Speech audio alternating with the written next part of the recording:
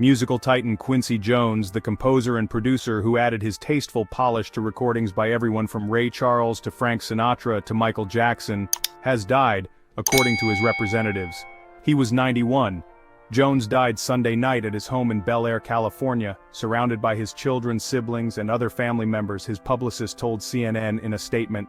"Tonight, with full but broken hearts, we must share the news of our father and brother Quincy Jones's passing," the Jones family said in the statement.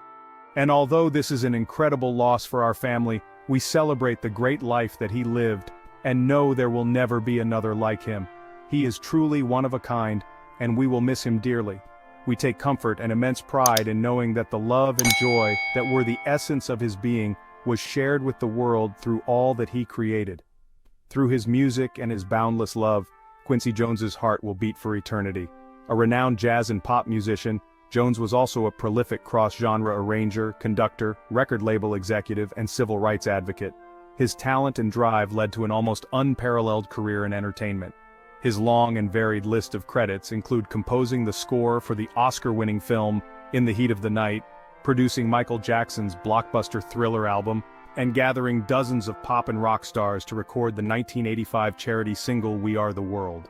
Born in Chicago to a carpenter father and a mother who suffered from mental illness, Jones developed a love of music early on and took up the piano. His family eventually moved to Seattle, Washington, and Jones began taking lessons from famed horn player Clark Terry. He also met and became close friends with a then-unknown pianist named Ray Charles. The pair would enjoy a lifelong friendship. A teenage Jones began performing with jazz bands, and his talent at composing and arranging music drew the attention of bandleader Lionel Hampton. Jones was only 15 when Hampton invited him to tour with the group, something Hampton's wife Gladys put a stop to right away.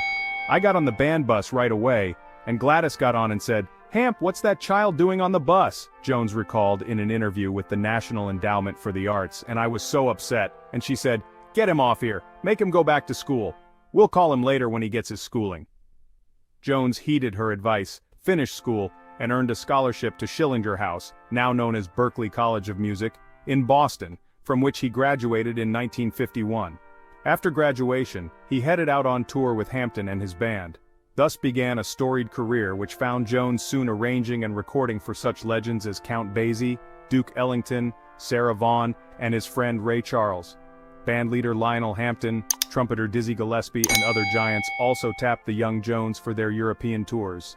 In 1961, Quincy Jones was hired by Mercury Records as their artists and repertoire director. He made history 3 years later when he was promoted to vice president, making him the first African-American man to hold such a position within a white-owned record label. He had his first pop hit with Leslie Gore's 1963 single It's My Party, which shot to #1. Jones also worked with the likes of Frank Sinatra and Peggy Lee during his time with the label. That same year found him scoring what would be the first of many Grammys, with the initial one being for the arrangement of the Count Basie Band song, I Can't Stop Loving You. The 1960s also began Jones composing music soundtracks including In the Heat of the Night and In Cold Blood.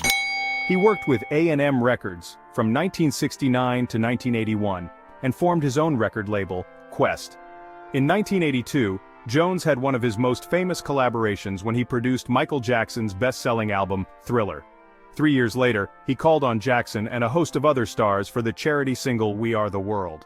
That same year, he found success on the big screen producing the Steven Spielberg-directed film The Color Purple. Jones also had a hit on the small screen with the television series The Fresh Prince of Bel-Air, which starred his mentee Will Smith. Jones delved into the world of publication in 1993 when he founded the music and cultural magazine Vibe, which he sold in 2006. A brain aneurysm in 1974 caused Jones to temporarily lighten his workload and focus on spending time with his family. Over the years he had 3 marriages and 7 children, with 5 different women. Jones was married to his high school sweetheart Jerry Caldwell from 1957 to 1966, and the couple had 1 daughter Jolie. In 1967 he married Swedish model Ulla Andersson, and they had 2 children, Martina and Quincy Jones III, before divorcing in 1974. That same year Jones married actress Peggy Lipton, a union which lasted until 1990, and produced 2 daughters, actresses Rashida Jones and Kidada Jones. He also had a daughter, Rachel, with dancer Carol Reynolds, and a daughter fashion model Kenya Kinsky Jones, with actress Nastasia Kinsky. Jones didn't slow down personally or professionally in his later years. In 2014, he produced the documentary Keep On Keepin' On about his mentor, jazz trumpeter Clark Terry.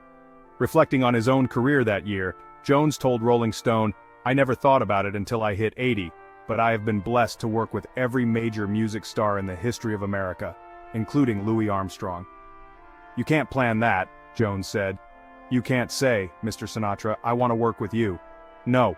You have to wait until he calls you." Please subscribe and hit the notification button to stay updated with our latest content.